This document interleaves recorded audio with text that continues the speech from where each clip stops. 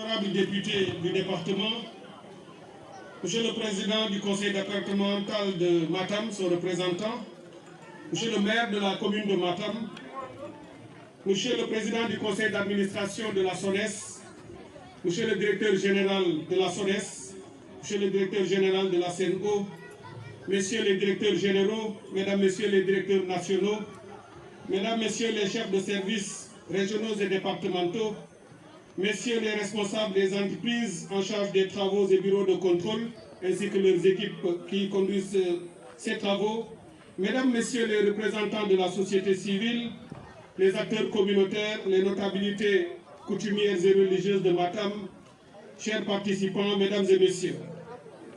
Après avoir lancé d'importants et structurants chantiers à Dagana et Podor hier, je suis particulièrement heureux de me retrouver aujourd'hui ici à Matam avec vous pour procéder au lancement de nouveaux travaux.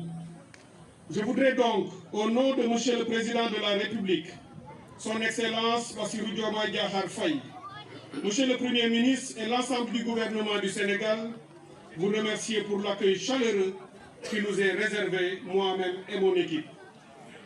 Mesdames et Messieurs, le projet que nous lançons aujourd'hui est bien plus qu'un investissement dans des infrastructures. Ce projet traduit une vision, celle de son Excellence le Président de la République, qui nous a donné une orientation claire. Ne plus construire uniquement pour répondre aux besoins d'aujourd'hui, mais anticiper les besoins de demain. Ne plus nous contenter de répondre aux défis du présent, mais anticiper ceux des prochaines générations et structurer nos projets en vue de lever ces défis. C'est dans cet esprit que mon département, le ministère de l'Hydraulique et de l'Assainissement, a adopté une nouvelle politique fondée sur l'anticipation, la planification à long terme et la recherche de solutions durables.